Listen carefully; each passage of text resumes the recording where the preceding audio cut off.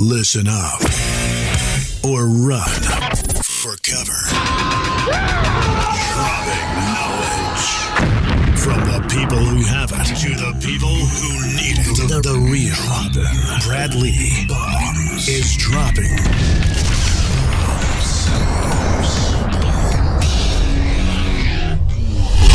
What it is, Bradley, back again with another episode of Dropping Bombs. Today in the studio, folks, I've got a real treat for you.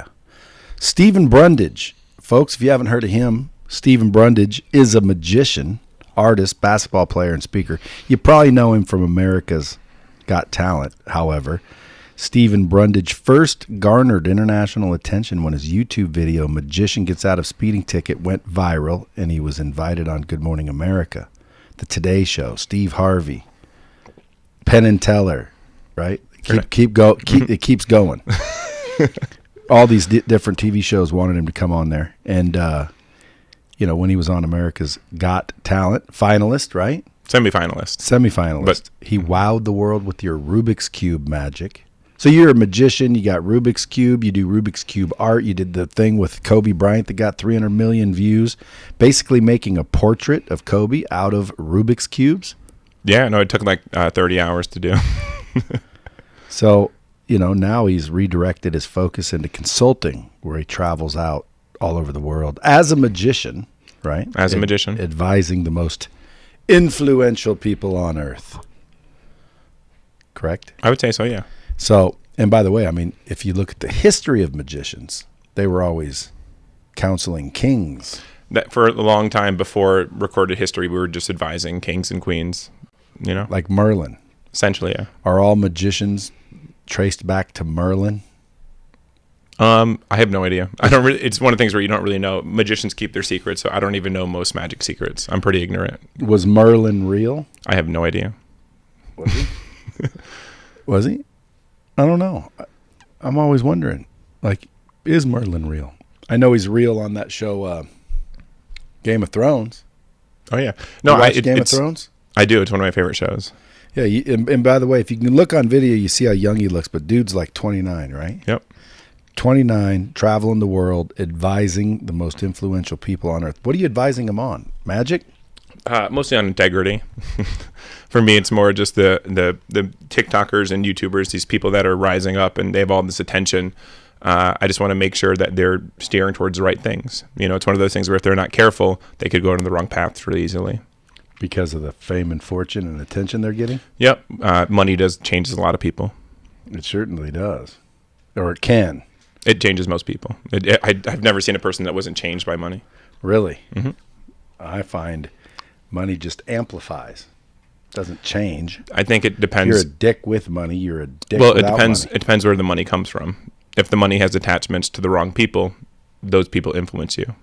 That's a fact. So the money, it's not really just about the money. It matters where the money comes from and who has control over your life. So what do you teach them to do with it? With the money or with control? Yeah, money. I don't teach. There's other finance people that I recommend them to. But what are you advising them on? Mostly just integrity and just learning and just continuous learning.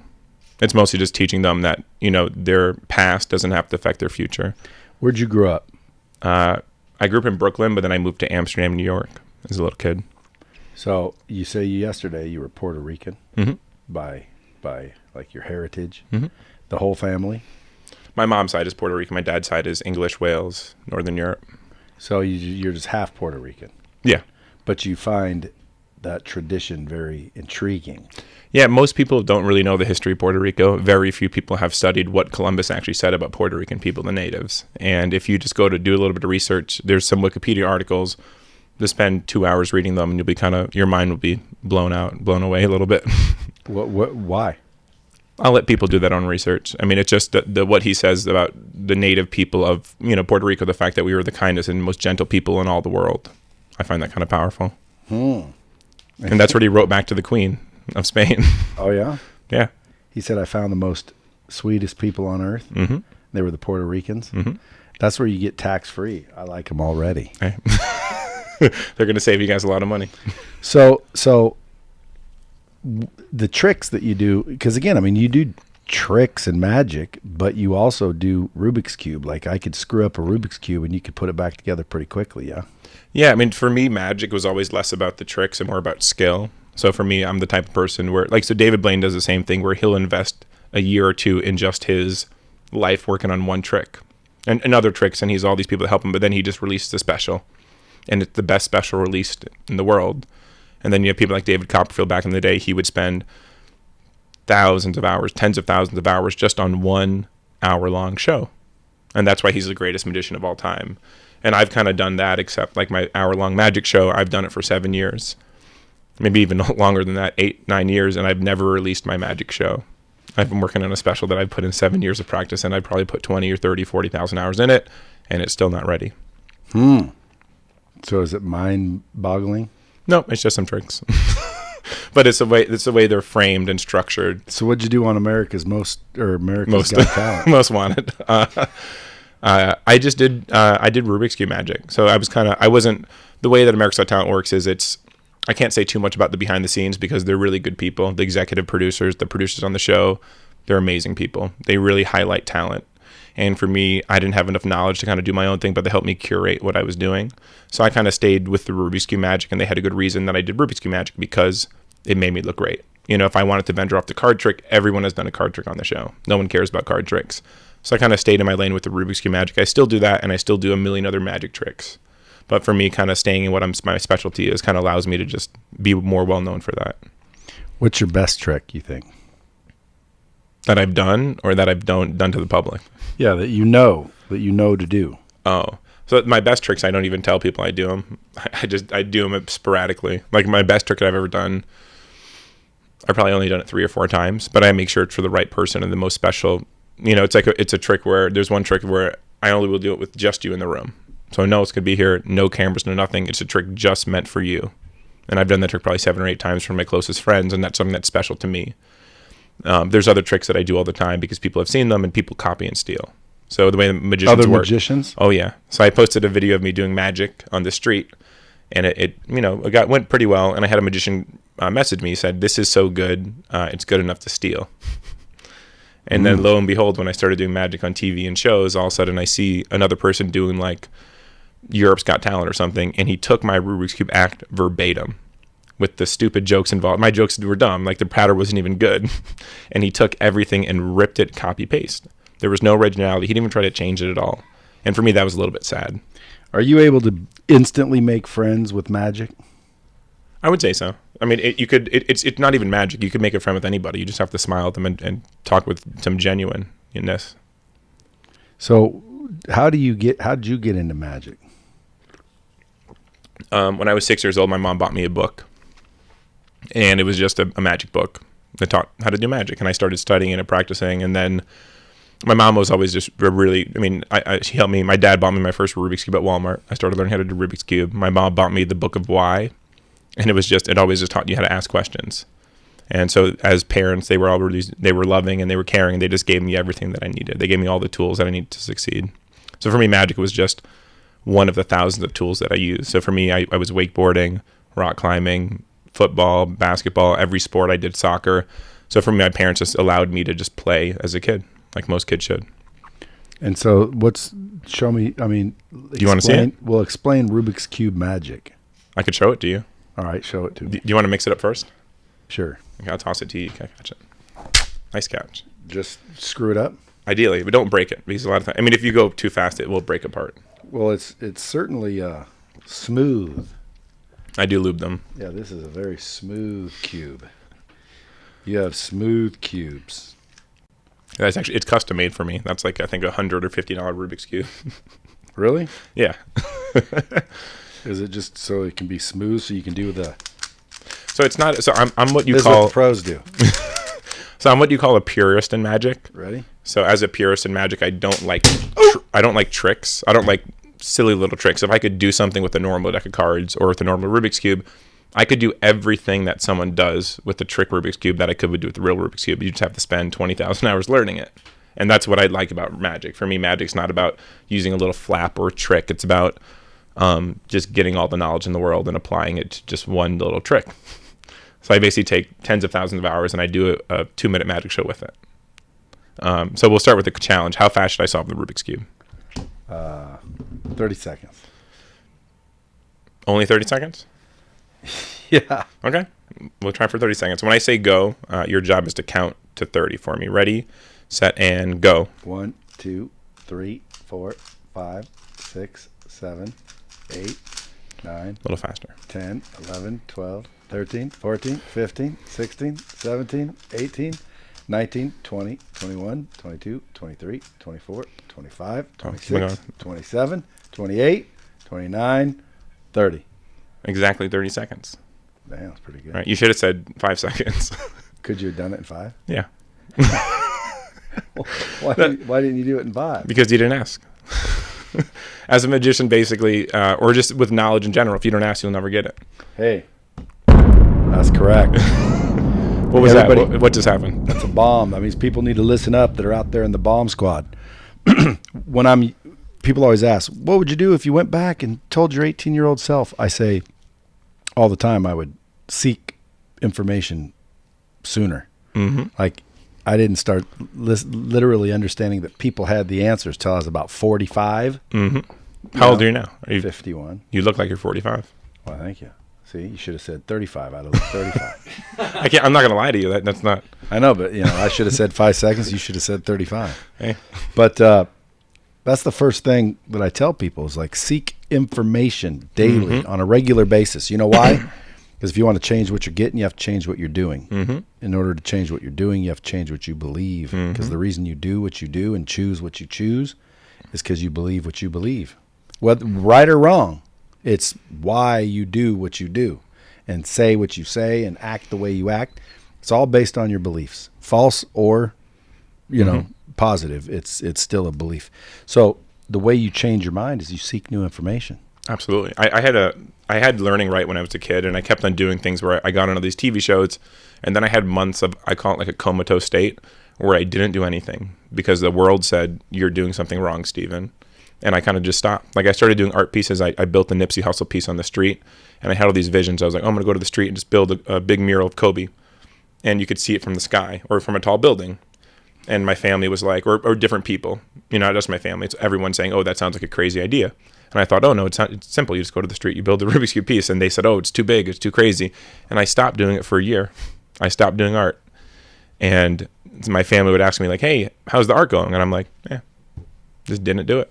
Just because I thought I was doing something wrong. And once I threw out those opinions and I realized that I was doing everything right. And I have a really interesting way of learning. I'm not sure if I'm the only person in the world that learns like this, but there's very few people that try to learn like I do. Essentially what I do is, that's because I put in the 30,000 hours of practice to do it. But now that I've earned respect from people, I just basically go to the smartest, most talented people on planet Earth, and I ask them for their knowledge. And I'm bold when I do it. And then surprisingly, most of the time, they just give me everything because I'm giving them a lot more. I'm building them a custom piece of their dog or their wife or their kid, and I'm just gifting it to them. I'm doing it out of my own pocket too. I'm losing money giving them art, but when I give them my art, they give me 10 times more. Well, what you just did was solve the cube. It wasn't necessarily magic. So I'll tell you this. What was it when I solved the Rubik's Cube? What would you say it was? You solved the Rubik's It was skill, right? Yeah. Is it fair to say that you could do that if you practice? If I learned and practiced, sure. Could you do it in a day? Probably not. See, that's your limiting belief. You're putting your limiting mindset on you. That's right. If you wanted to learn to do it in a day, who would you talk to? You. Exactly. If people ask me how to solve the Rubik's Cube, I'll send you a course on the best Rubik's Cube instruction, how to do it. You'll learn it in 10 minutes, and you'll be faster than me within a year. Really? People don't know if they just asked me how to solve the Rubik's Cube, I'll send you a course for free. Everyone's confused on how do I learn? How do you learn? Just find that person, just ask them, do an email. Hey, can you show me this? So if everybody in the bomb squad wants to learn how to master the Rubik's Cube, all they have to do is ask. Yeah, just ask me. And you'll send them a course for free. Yeah. Folks, if you guys want to ask him, you freaking follow him on Instagram. What about a DM? Brundage Magic. I check all my DMs. Is it Brundage Magic Brundage? No, it's just Brundage Magic. Oh, I got you. Yeah. This is the last one. I have Steven Brundage on Instagram, but I can't switch the accounts. Everyone gets confused. Can I do another magic trick for you? Yeah. So I'll try it. We're gonna mix it up. You could guess how this part works, and I'll give you a choice. I could either teach the secrets. I'll teach you the genuine secrets on this podcast for all your audience members, or we could keep it a secret and teach them later. I would say teach them. You want me to? I'll teach you just a little bit. And I'm going to tell you that in this teaching, I will be lying to you once. I will tell one lie. The rest will be all truth. And you guys have to discern. This is basically me telling the world, you guys got to get good at telling what a lie is. Be telling one lie the entire time. You guys have to figure it out. The rest is all truth. Okay, so I'll tell you when I get to that point. So I'm not lying at all right now. So we'll try it with the Rubik's Cube. We're going to mix it up, and I'm going to go slowly. Use this paper bag. We'll go as slowly as possible. We're going to mix it up. Completely mixed up. We're going to go really, really slow. We're going to go mixed up one hand of the bag. You could guess how this part works, but not yet. Completely mixed up. Completely solved. Any guesses? Any guesses? Yeah, how do you think I did that? There's another one in there. That is close, you are wrong. I'll prove the bag is empty. He said that you're close, you were wrong. You could be holding it. No, it's empty for real. Just a bag. See, you lead people to believe that it is, don't you? Yeah, no. I mean, of course. I'll show it to you now. We'll do it. I'll mix it up, and I'll show you the move, and then we'll teach it to you. Do that one again. I'll do this instead. Watch. You can see it completely mixed up, and the secret to solving the Rubik's Cube is the blue middle sticker. That's a lie. That's a lie. No, but I'll show you the blue middle sticker. Watch. If you cover for a split second, you throw it in there like that. You see how he's doing that? That's pretty good. So you want to learn it? Well, this is magic. The other one was just solving it. This is magic. It's not magic. It's just skill. There's no magic. But I mean, like, you went from completely messed up to freaking completely done by flipping it out of your hand. That's magic. Sure. Or it's definitely skill. But what is the difference between skill and magic then? So the weird thing about magic is you could make anything. So if I looked at that can and I went like this and the can floated towards me, that would be magic for you. You have no idea how I'm doing it. And if someone has said, how did you do this? Is it a string? Is it a magnet? Is it this and that? There's 1,000 ways I can move that can towards me. Doesn't matter which way I use, as long as you believe that it's real magic. And that's... Well, if you can make that move, I guarantee I'd believe it was real magic. That'd be a cool trick. So how do you do this? Let's teach the audience. I'm only going to teach this because I've worked on... So this is my method. This is stuff that I've worked on for tens of thousands of hours. I've worked on just this simple method that I've done. And for me, I'm willing to teach it because no one in the world could still learn it. I'm going to tell you stuff and you're going to understand it, but you won't be able to do it unless you put in the time. So that's why I'm teaching my system, but I'm basically showing you what's possible. But no one on planet Earth is going to do this because you can't know what I know. So I'll give you an idea. As I mix it up, I basically keep track of the Rubik's Cube. So that's about, that's 9 moves away from being solved. Every Rubik's Cube will be solved from 20 moves away. No matter how much you mix it, it's always 20 moves away. So if this is 9 moves away, I'm going to go to about 20 something. I could go back to 9, and I basically go in and out of sequences whenever I want from any pattern. So you see the colors, you know what you're doing, and you just move them around. It's back to 9. So you basically control the narrative of the Rubik's Cube, when it's solved, when it's not solved. I could look at a cube, and there are people. I'm not the best. I know thousands of kids that are better than me at this, but they do it as Rubik's Cubes. I do it as magic. That's the only difference. I'm just telling you I'm a magician, and they just do it as skill. So how do you solve it? By waving your hand? You do them quick. I'm solving it as I toss it. And you could do that from 10 moves away, from 1 move away, from 4 moves, from 20 moves. You just have to do it quick, and you have to know what you're doing with your fingers. So I'll do it now. So I'm going to do it one-handed this time. I'm going to do a bunch of moves. I'm not going to tell you how far away it is mixed up. It's going to look really mixed up, and it is. It genuinely is a bunch of cubes. I'm going to go like this, and I'm going to toss it to you. When you catch it, it's going to be solved. Okay. This is one-handed, you know. I'll try it out. So it's mixed up. Ready for it? Mixed up. Don't record this though. You can't record this. Sorry. You ready? I say mixed up, one-handed. Back to solved.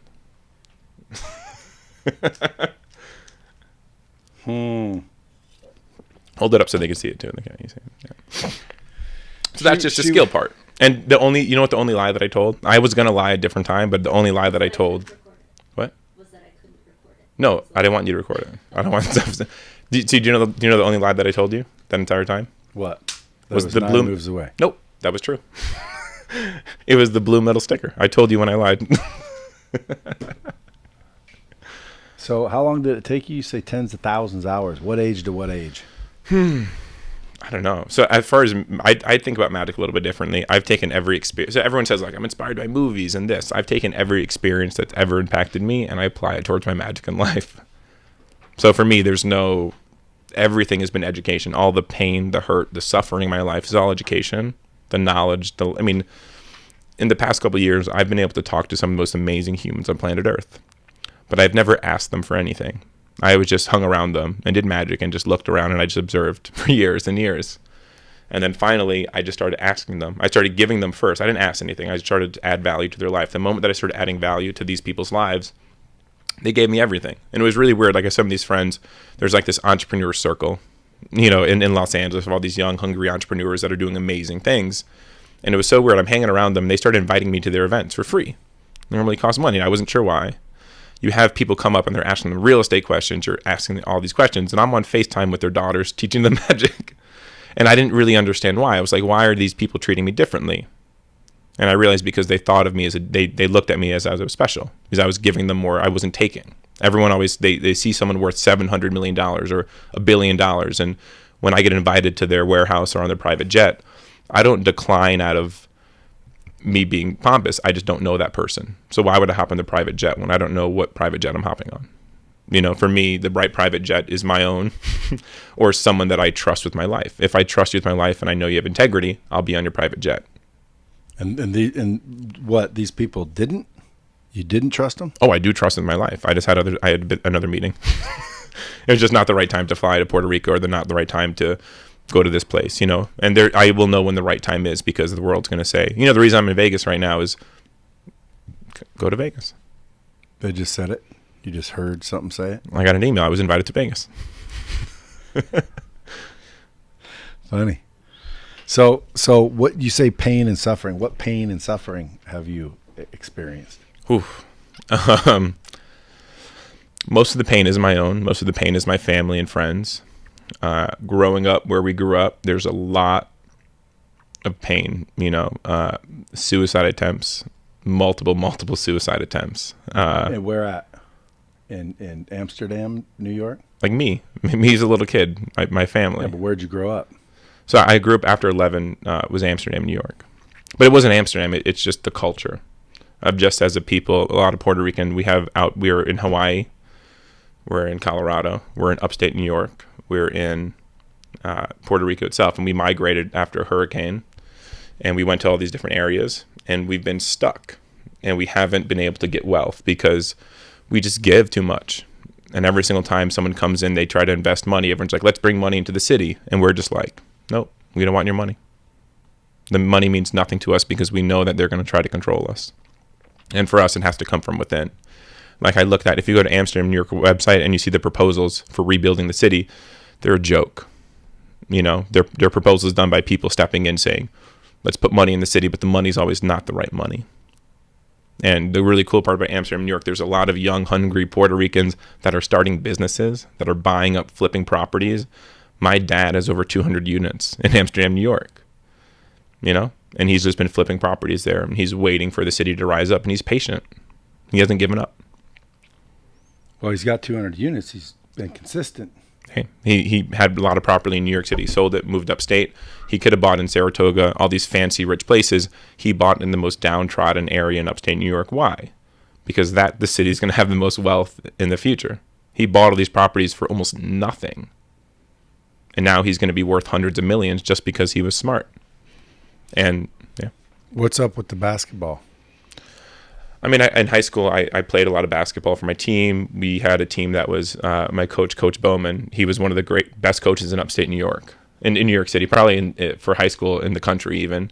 Every single year that we won states, we would consistently be ranked in the top of our state. We were a small little private school, 30 kids per class. And I got offered scholarships as a kid. I could have played D1 ball if I really wanted to. I just didn't. For me, I just didn't want to dedicate my life towards that. But at this point, I decided that I wanted to try to shoot for the NBA at this point. That's what you're going to do? Mm-hmm. Start and when? Now. So I've been training a lot, but the problem is I broke my right hand in November. I completely I broke the entire thing, and I went to the hospital, and they said that I did need surgery. I didn't need surgery, got different opinions. I decided to not go to the surgery route because I didn't have any money. And then COVID happened and my arm couldn't heal. So my arm's totally broken. So normally you shoot a basketball like this, right? That's as far as I could turn it. Do you shoot with that hand? No, I'm left-handed now. I've been training my butt off. I play 5 hours a day, 6 hours a day, just shooting left-handed. And then the cool part, after a year, I'm just going to re-break my right arm. And I'm going to play both-handed. So I'll be able to shoot like this from half court and also shoot like that. So how'd you break your arm? Just some trauma. I'd rather not get into. I will tell the trauma at some point, but it's not my story to tell. Deep. Yeah, no, but I broke it on my own. I hit a door, and Brundage is deep. I broke my arm just by hitting a door. So you swung at it pretty hard then. Mm-hmm. So what are your goals other than basketball? Like where's the magic going? Just do a magical. I've been doing the same goal. I've been in LA for 3 years. I've only booked 2 parties for money. The rest I've just been doing magic around Hollywood. How do you get the viral videos though? Oh, I just post. It's easy to get a viral video. You just post a video. So for example, like the cop video, the reason I posted it, there's the term called like newsjacking, where you hop on the news and you use a trend, and I don't like that trend. I don't like that term. For me, I posted the cop video. I was in the car. They pulled me over, and I'm not friends with the cop. They knew my family, because my brothers, they were always, in and out of stuff. And the cops, they knew who I was essentially, and they asked me. It was super cold. It was December, upstate New York, super chilly. And the cops were like, "Oh, can you, where are we coming from?" I was like, "Oh, I was doing a party down in New York City. I'm a magician." They're like, "Oh, can you do a trick for us?" And I was like, "Sure." I asked them politely if I could record. They said yes. So I started recording on my phone. I started to try to do magic. And I realized that if I did it like this, my magic would be exposed. They would see how I did the trick. So I asked to hop out of the car. They let me. I gave them my phone. I let them record for me. And I basically just did magic for them. And the really cool part, the cops were like laughing and giggling, and they were having a great time. And this is when in 2014, when the cops were really heavily in the media, a lot of scrutiny on the cops, and it was intense. And for me, it was a really cool way to show this interaction, this positive interaction of just me and the cops. So we posted the video, and the funny part is when I was editing the video, I was telling all my friends, like, this is my golden ticket. I'm going to get on TV with this one video. And lo and behold, I posted it the next day. I'm inviting to Good Morning America. And the cop video was me. It was more just a way to just show positive interaction. Everyone's like, oh, if he was black, he'd be shot. People don't know I was Puerto Rican. No one has known I've been Puerto Rican for the past 30 years because I've never told people that. When I've done TV shows, I've always been in Saratoga Springs. I've always been a white kid. Intentionally on the show because people wouldn't accept me the same if they knew my background. Do you think? Is that accurate? Or is that your limiting belief? That might be maybe I was scared. Maybe I didn't think people would accept me if I was from Amsterdam. Maybe I'm right. I don't actually know. Well, because when I was little, my grandmother is pure Spanish. She was speaking Spanish to us, and my dad told her not to because back then you would be made fun of if you had an accent. Or mm-hmm. I lost my accent intentionally. I had a Brooklyn accent. I went upstate New York. I lost it completely. And for me, I could change my voice when I want. I speak the way I want to speak. I used to have a deeper voice, believe it or not. And the teacher said, oh, I could hear you in the back of the class. So what did I do? I changed my voice, and now this is my new voice. It used to be a lot deeper. So what makes you think how do you have it all figured out? Most people don't. I don't have anything figured out. Well, like they told you switch, your Rubik's Cube, you got a lot of answers. How did you get them? Just observation? I asked people. I learned. So for example, I have a couple of big idols that I've been able to meet and have conversations with. For example, like Dave Chappelle. Look up to him. He's someone that as in comedy, I think he's the greatest comedian of all time. And I was at a hotel, Chateau Marmont, and I'm sitting there with my friends, and Dave and someone are sitting at the bar, and me and my friends are sitting at this table, and my friend's like, go do. And actually, no, we're about to leave because we were trying to talk to girls, and there's no girls there. Small little room, and my friend's like, let's just go. I'm like, well, we just got in. Like, let's at least go to the bar and get a drink. So I walk to the bar, and then Dave walks right past me, and he's like, excuse me. And I'm like, oh, my bad. And then I look at my friends, and they're like, we should probably stay. And I'm like, yeah, that's probably a good idea. So we go to the table. We order a bunch of food, $300 worth of food, start eating, having a good time. My friend's like, go do magic for Dave Chappelle. And I'm like, there's possibilities in this night. That's not one of them. I don't want to go up to Dave personally. Let him relax. My friend's like, no, let's do it. I'm like, fine. And luckily that night I was loaded with all my magic. I had like 1,000 tricks on me. I was prepared for some reason. I literally spent hours and hours preparing my magic just for tonight. I don't know why. And there was a reason. My friend goes to one table and he's like, hey guys, there's a magic show. Do you want to turn around? Hey guys, magic show. Hey guys, magic show. All around the room. He goes to Dave, his friend. Hey, there's a magic show. Oh, you're Dave Chappelle. There's a magic show. And everyone all turns around. So I'm standing up in this little bar area, and all of a sudden Dave Chappelle comes running up to me, grabs my Rubik's Cube, starts to twist it. And he is so funny. Like I did like a 20-minute magic show for him, and he's interrupting me the entire time. He is hilarious. And it's like a little private show of me and Dave doing our own little interaction comedy show up on stage. And it was amazing. And then afterwards, he started asking me questions. Who inspired you? Where do you come from? Your background? And I didn't realize that Dave Chappelle was respecting me, and he was asking me the questions. He wanted my knowledge. I had no idea what he was doing. And then that night he left. I didn't take a picture. He just disappeared in the night. And that's how Dave Chappelle works. He doesn't need social media. He just exists in the world as the greatest comedian of all time. And so I kind of took that lesson. And for me, I've been in LA just existing as a magician, not really posting on social media. A good magician. No, just a magician. Is your goal to be the best in the world? I can't decide that. I have to ask David Copperfield and David Blaine if they'll give me that title. What if they say no? Then I don't take that title. Why is it up to them? Because they're currently the best in the world. You can't just take it. Has to be given. All those titles are given. They're handed down. Who handed it to David? I don't know. I don't know David well enough. I met him a few times. I've done magic for him. I've had a little conversation with him, but I'm not close with him. I'm close with people that know him. You know? Where are your parents now? They're both in upstate New York, Amsterdam and Schenectady. Average, middle class, what? I would say whatever it is in upstate New York, around that level. Do they make some money though? Do they support you in any way? My mom has always supported me. They've supported me from their worldview. So they've done their best to support me, and they've put me in the right positions. You know, now it's my job to support them. So how can the Bomb Squad, that's the listeners. Oh, I like them. How can they help you? Oh, wow. I don't know. I'm not really sure. Like, you want them to follow you? Yeah, on Instagram, sure. Instagram, Brundage Magic, folks. Brundage Magic. Brundage. Stephen Brundage. You're an interesting dude. Yesterday's talk, you were getting kind of deep. You're kind of an old soul, seemingly. I'm older than I look. Yeah, well, maybe inside the soul could be way old. You believe It's what? You believe in that? What's that? Like old souls, reincarnation, shit like that? You have some people that work for you that are old souls. I do. Yeah. You have some really interesting people here. I would say one of your workers is probably the people that work for you, one of the smartest persons I've ever met on planet Earth. Wow. You have some good people here. Wow. Who are they? You can't name them. I mean, I don't know if they want to be named. Well, if it's the smartest person on planet Earth. One of the smartest people on planet. I mean, I've met some really intellectual people, and he's honestly probably the smartest person I've ever met. Really? Yeah. When can I meet them? Well, you know him. He's.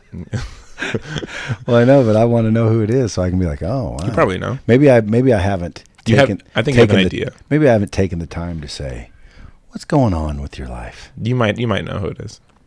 The smartest person on earth? No, that I know. I don't know anybody. I have a good network, but I mean, I know some good people, but I wouldn't say smartest because obviously I don't really know him. I've met him for a day or two, but just by first impression, I'm pretty impressed. We got some good folks that work here. I think I do. You know, we try to pick the good ones. You know, a lot of people that work here are passionate and you know, savvy, let's say. You know, it's funny. I've never actually had a job my entire life. Ever? Never. I mean, I worked for my aunt, but I was an intern. So does that really count? Probably not. I've never had a job where I had to answer to somebody. Why do you think that is? Yeah, I just didn't value I didn't want their authority over me. I'd rather be poor and broke than listen to someone that didn't matter. You don't like it? No, your company is probably the first company that I would take a job for. I kid you not. Why is that? Because of the people here? Yeah, I'd work for you for free. Just because what? Because I just want to learn. What do you want to learn? I don't know. I don't know yet. You just know you can learn something here? Mm-hmm. Well, you can definitely learn something from old Mandy. You can learn something from me, but you know, nothing that you couldn't learn out in the world. It's all these brilliant folks running around here. Mm-hmm. That's where the learning comes from. Mm-hmm. You learn how to frickin' hide your sandwiches because they'll snatch it out of the fridge. Is that funny? I hear people laughing out there.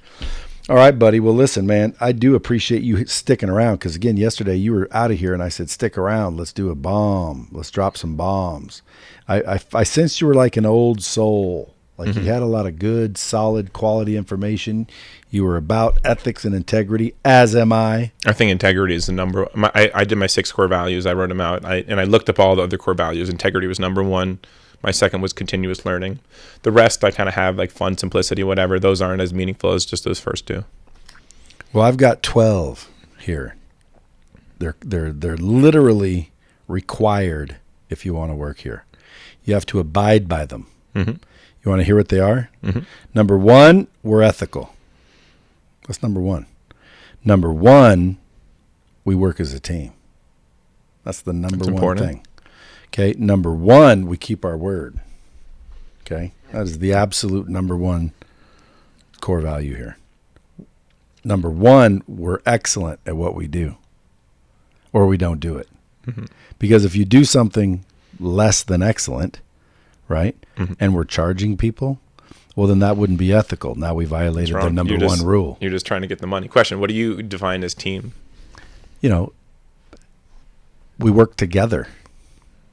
If I had took that and redefined it for me as we work as one, that's what I would take from it. If I put it as my, Well, that's the idea. It's the same thing. It's that's a hard thing to achieve, but that would be ideal. That would be ideal. Okay, but the number 1 thing we do is we work fast. Okay, and hard too. Number 1, we communicate. Number 1, we stay positive. Number 1, we always show respect. Most people in the magic community, there's not enough respect. The magic community as a whole, it's very.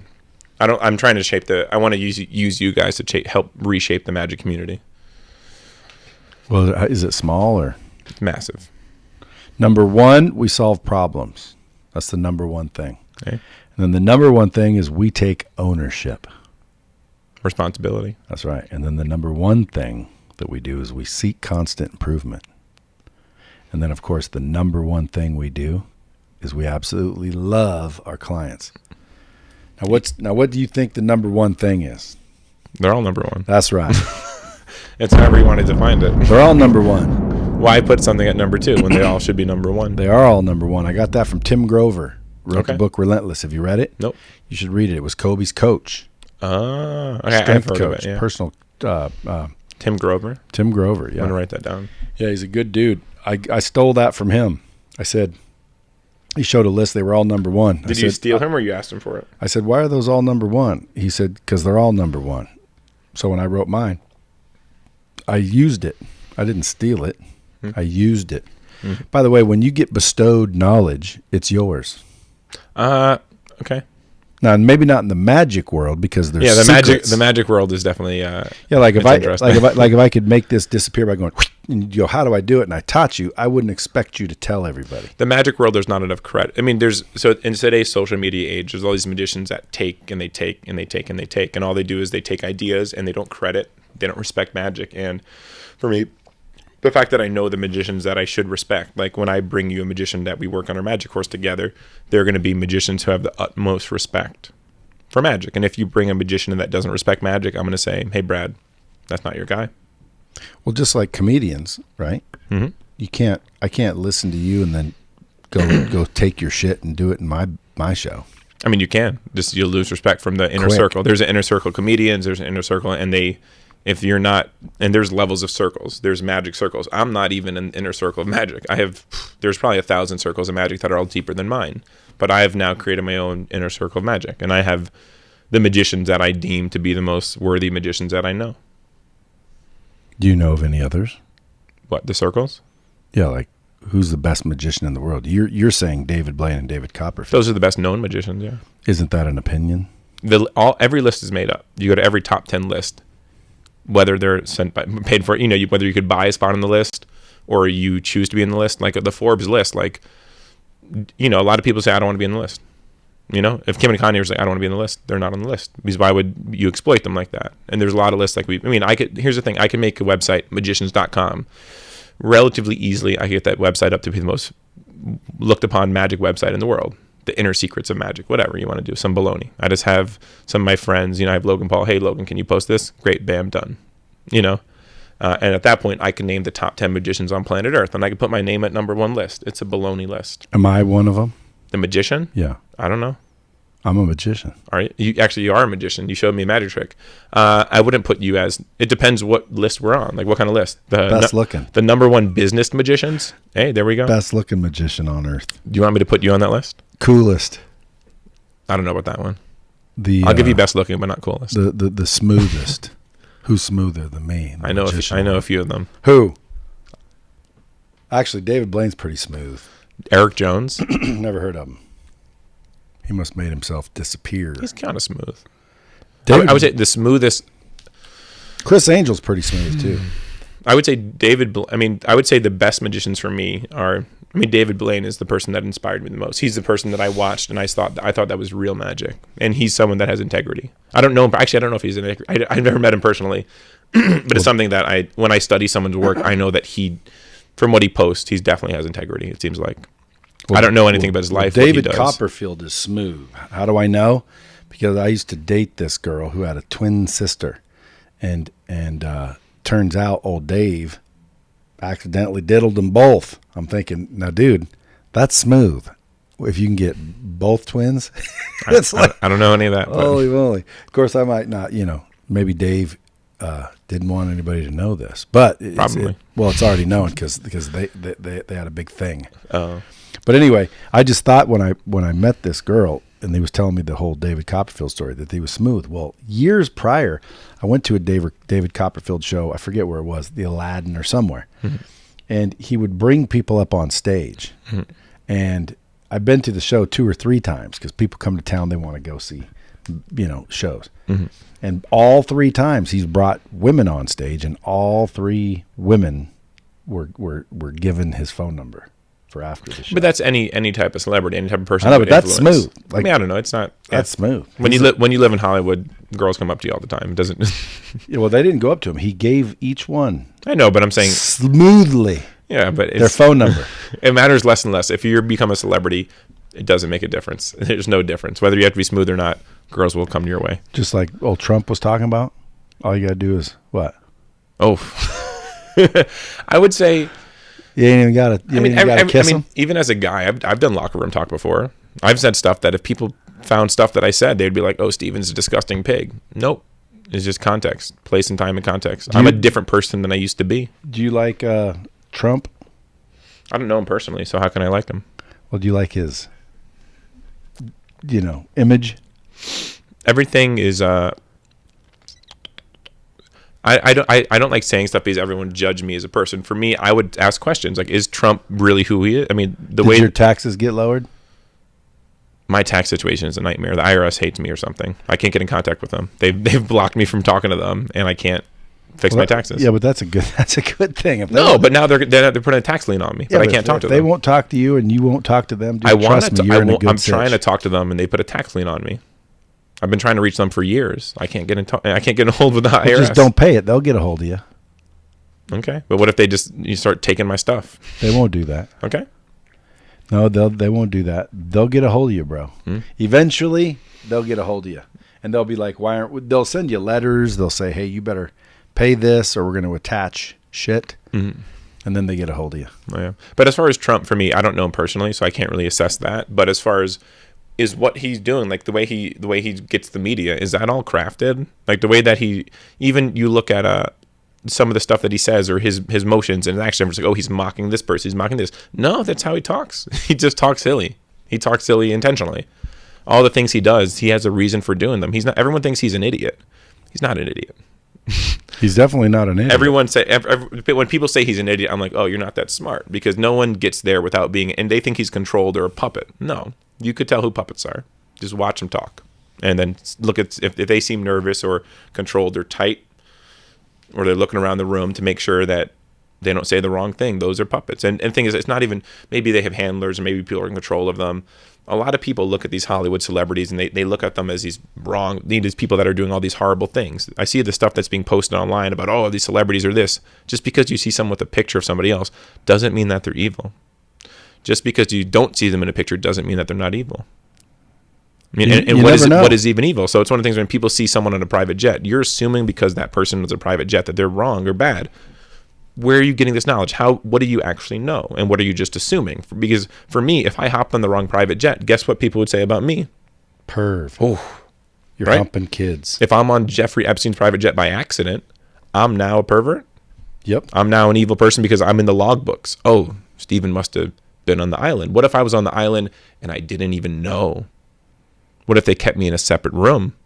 What if I'm in a separate building and then all of a sudden I'm now considered a pervert? 38 times. And I've never, hey, who knows? Once you get deeper and then I get to the point where they're like, hey, Stephen, you've been on the island.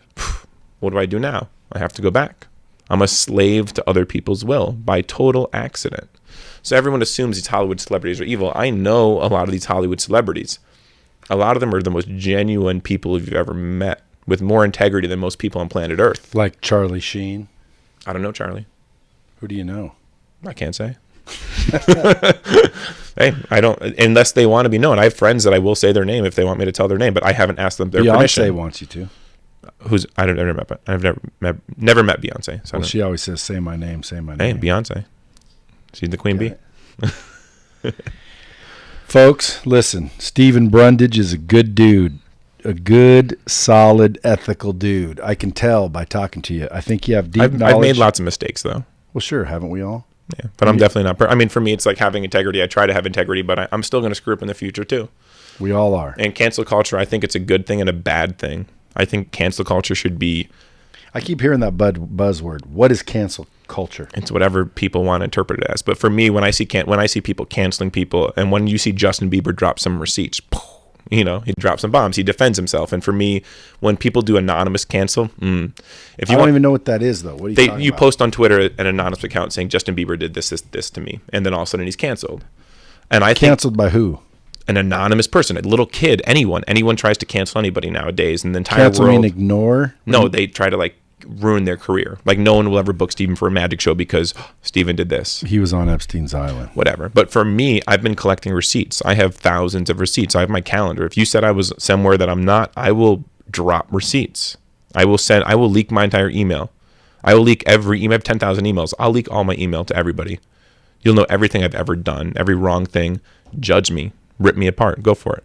I'll still be here standing up. But what's cancel culture? I don't know. It's whatever, it's people trying to cancel people. You have a comedian do something wrong. Chris D'Elia, they're saying, oh, he did this, he did this, he did this. Cancel him. Do they actually know? Are those emails edited? Does anyone know the truth? Well, I just keep hearing cancel culture lately. And then before that, it came and went. It was called virtue signaling. Oh my gosh, virtues. They're like, oh, you're virtue signaling. And I'm like, dude, where are all these buzzwords coming from? Well, I think most what the people hell's do virtue signaling. I think essentially virtue signaling is when someone, for example, when Black Lives Matter happened and everyone posted these black image squares, everyone did it because it was cool. It didn't do anything for society. No. I did it, and I did it because I assumed it meant that I support no racism. What did you just post a black image? How much effort went into you supporting it? How much money did you donate? How many lives did you touch or change? It ain't about money. And I would say money does. If you give to the right causes, it does. Well, it's not all about money, bro. No, there's a lot more. I would say inspiring the right people. So don't go just to money. No, but I'm saying, for example, and besides that, money to Black Lives Matter group is not money to end racism. Mm-hmm. Okay, it's money to a group that could do anything they want with it. Mm-hmm. And from, you don't know if it's true or not, but a lot of people say that goes right to the freaking Democrats, and funds politicians. Some people say that it goes to Antifa. You want to know, you could spend the money yourself to do the right things. No, I just posted the black square. Do you know why? Why? To show support. Show, hey, I'm for ending racism. Okay, I do like that. I don't believe there should be racism. Personally. So I have a different take. But again, when people say you're Black Lives Matter, I'm not Black Lives Matter as far as that group goes. That's running around being a group. Okay, but I am for ending racism. Yeah, I agree. And for me, I did an image of George Floyd, and then I took individual black little stickers from Rubiks Cube stickers, and I hand stickered. I can't breathe. I can't breathe. I can't breathe. And I spent hundreds of hours working on that piece. Hundreds of hours, me just sitting there individually putting the stickers. I filmed it, made a little video, 30-second video, I posted it. So I put hundreds of hours in 30 seconds and didn't get a lot of views. I'm not doing things for views or money. And people started commenting like, oh, you're posting a convicted felon, or like, how can you do this or support? And the people are coming, very few people came at me. And I got furious. I went to the comments and I wrote back all these things like, you don't even know me. And then I just deleted them. I'm like, doesn't matter. But for me to have people come at me, they don't know who I am. And they see me post someone, they assume they know where I come from. You know, so people hate when you post that black image. Some people love you. For me, I think the way that we should solve America's problems is done through personal responsibility, discipline, and sacrifice. I think we're looking at all these Hollywood celebrities saying, these guys are the problem, they're hurting the kids. And people don't know how much pedophilia and how much rape is happening in your own homes, your own children. Has anyone asked? I personally do. Oh, yeah, I know. But I'm saying most people in America don't really realize the pain and hurt and suffering that their family has caused their children. And they're trying to say, save the kids from these caves and this and that. And everyone's fighting for that. What about your own family? Well, sure. There's cousins humping cousins. No one ever asked me if I'd ever tried to commit suicide. You know? You mean your parents? Or anybody in your family? No one ever asked me. No one ever. And, you know, for me, Would they have a reason to suspect it? I don't know. Why are we not having conversations with our children? Why are we not talking and having them understand that there's safe places that you could have conversations? For me, I took like 30 or 40 Tylenol as a kid, and I tried to end my life. What for? I think my dad took away a toy. Well, maybe you were again an old soul trying to get back to, a past loved one. I couldn't die. Me and my family, we've tried to commit suicide so many times, and we can't die. It's a weird thing where if you watch Hamilton, you know, this Caribbean person, Alexander Hamilton, he in The Eye of the Hurricane, he says, "I cannot die." He says it over and over again. He can't die. Me and all my Puerto Rican brothers and sisters, we can't die. The lowest suicide rate in the entire world is the Caribbean, is Puerto Rico. Not because we haven't tried to kill ourselves. It's because no one's talking about it. No, it's because we tried to kill ourselves. We've done it so many times through evolution. Survival of the fittest. We have the people that have committed suicide enough that my kids, their blood, their DNA, they're going to be strong, you know?